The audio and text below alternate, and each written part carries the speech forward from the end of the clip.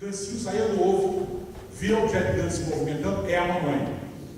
O Lawrence fez essa experiência, ficou no lugar da mamãe gansa, e a vida toda os gancinhos iam atrás dele, porque se deu o imprint, a estampagem é a mamãe. Esse conceito da etologia eu estou trazendo para a pedagogia. Essa estampagem que a escola faz ou fazia logo no começo do fundamental.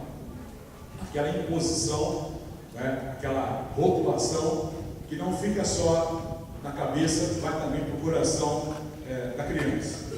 O que é isso então? Vamos ver.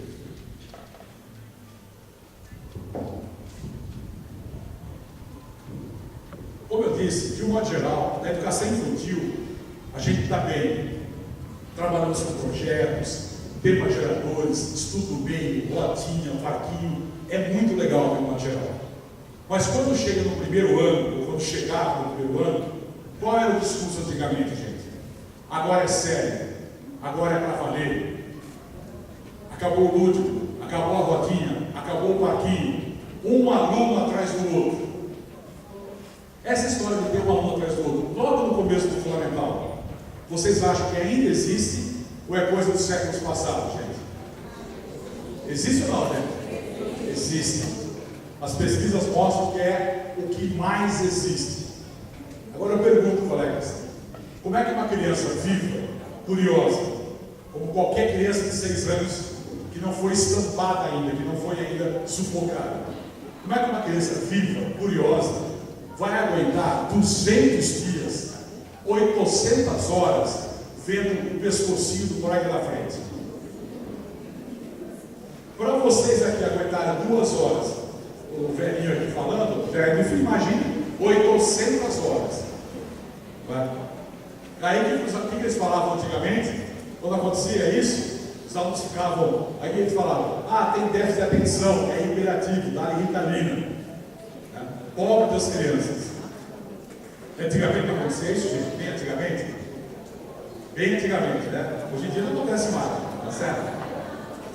Qual é o problema então? Primeiro problema, praticamente a totalidade das crianças passam pela escola elementar hoje. Portanto, é um massacre para todas as crianças. Segundo problema, esse sujeito que passa pela escola, todos passam pela escola elementar, praticamente no Brasil hoje todos passam, um dia alguns deles vão se tornar professores. E quando eles vão se tornar professores, o que acontece, gente? Eles acham que não precisam de formação, que eles já sabem o que é ser professor. Onde eles aprenderam isso? Lá no maldito emprego escolar. O que eles aprenderam? O que faz o professor? O professor é o que faz a chamada, dá o ponto, exercício modelo, exercício de aplicação e prova. Então, de fato, se for para fazer isso, anos depois, eu não preciso de formação. Perguntinha básica aqui para vocês, pesquisa. Quem de vocês estudou numa escola montessoriana? Levanta a mão, por favor. Numa escola frenetiana, numa escola freiriana, numa escola waldorfiana, numa escola pontiana. Não sei como é que chama a escola da ponte. Alguém escolheu a escola da ponte aqui? Enfim, alguém de vocês escolheu uma escola alternativa? Nós estamos em quantas pessoas mais ou menos aqui? As 300 pessoas para mais. Nenhuma. Essa estatística aqui, Maracás, não é diferente do que a gente tem visto pelo Brasil afora. O máximo que surge 4, 5 pessoas no grupo de 400. Ou seja, praticamente a totalidade dos professores também passaram por esse tipo escolar e acham a coisa mais natural do mundo continuar fazendo isso. Isso, portanto, reflete na formação docente. A formação inicial, por exemplo. Nós percebemos que muitos professores fazem a pedagogia porque só querem diploma, não estão interessados em saber. Note, eu estou falando da pedagogia por quê?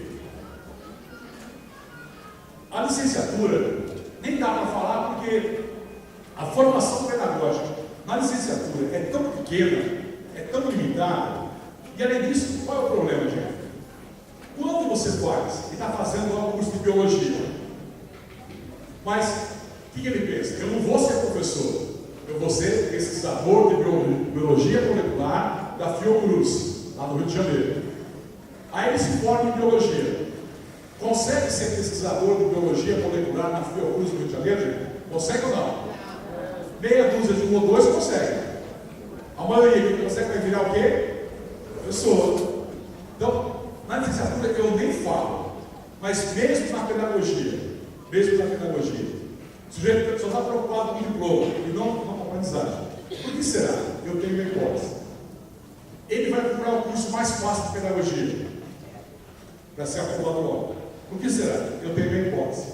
O curso é das 7 às 11 da noite. Ele chega às 7h45, ele vem do trabalho. E sai 10h15 para o ônibus. Não ouviu falar só do ônibus? Não. Isso é um capítulo à parte da pedagogia brasileira. Ônibus. O intervalo era para ser 15 minutos, vira 45 minutos. Por que será? Eu tenho uma hipótese. Ele só está preocupado em assinar a lista. Por que será? Eu tenho uma hipótese. Tem professor que se forma na pedagogia e nunca leu um livro inteiro. É xerox de xerox de xerox.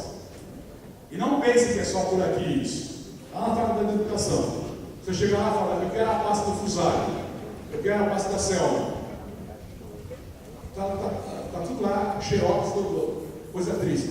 Não leu o livro inteiro. Às vezes nem sabe de onde veio o xerox. Por que será? Eu tenho uma hipótese. Vocês não vão acreditar, gente. Tem professores, futuros professores, fazendo pedagogia, vão ser professores, vão ser coordenadores pedagógicos, sabe fazendo o quê durante o curso? Colando, gente. Só que essa cola aqui é de antigamente. A grande cola agora é a cola eletrônica, Ctrl+C, Ctrl+V. Por que será que ele cola? Eu tenho uma hipótese. Na hora do estágio, ele fala, não precisa, só assina para mim. Por que será? Eu tenho uma hipótese. A formação continuada. Tem professor que fala, eu não gosto de ler. Como assim você não gosta de ler? Como é que você é professor, então, está no lugar errado? Todo ser humano deveria gostar de ler. É uma aquisição da espécie, né? Mas especialmente o professor. Por que será que ele não quer ler? Eu tenho uma hipótese. Oi? Nós defendemos muito a reunião pedagógica semanal, o trabalho coletivo constante. Aí o professor fala, reunião toda semana, para quê? Ele não quer reunião. Por que será? Eu tenho uma hipótese. Ele chega atrasado na reunião e sai antes. Por que será? Eu tenho uma hipótese. Ele vai para a reunião do jeito que veio ao mundo. Não leva um papel, não leva uma caneta, né? Texto. Tinha que ler texto. Por que será? Oi? Oi? Não sabe nem o que é. Por que será? Eu tenho uma hipótese. Outro problema, gente. Vai para a reunião e resolve ficar conversando o tempo todo. Por que será? Eu tenho uma hipótese. Ele vai para a formação continuada e só quer o certificado. Nós estávamos num evento lá de avaliação, lá em Porto Alegre, que a Jussara tinha organizado. Era um evento de 3 dias. No primeiro dia, a lista passou mais ou menos 4h30 da tarde. A Jussara percebeu o certo movimento. No dia seguinte, ela passou a lista às 3h30 da tarde. Por quê? Quando foi 4h30, as madames chegando no shopping, cheias de sacola, cadê a lista? Cadê a lista? Ficaram bravas com a Jussara, gente. Elas estavam lá com dinheiro público, não estavam fazendo seminário e queriam certificado. Por que será? Eu tenho uma hipótese. Até as monografias, hoje em dia, estão sendo negociadas. Né? Por que será? Eu tenho uma hipótese. Qual é a minha hipótese? A minha hipótese é justamente aquela. Eu não preciso de formação. Seja a formação inicial, seja a formação... Por quê? Porque eu já sei o que é ser professor. Onde eu aprendi isso? Lá no maldito emprego escolar institucionista. Pronto, falei. Comentários, observações, dúvidas. discordâncias.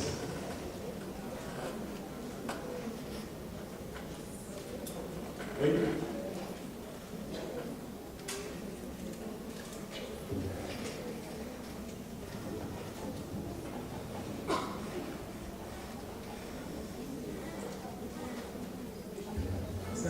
Bom dia.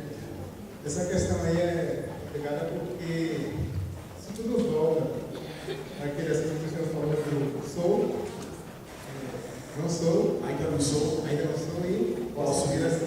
Perfeito. O grande problema de tudo isso, tanto de professores como de alunos, é porque existe o eu não quero ser. E quando isso existe, fica tudo mais complicado. O que o senhor pode dizer a respeito do eu não quero ser? Está ótimo.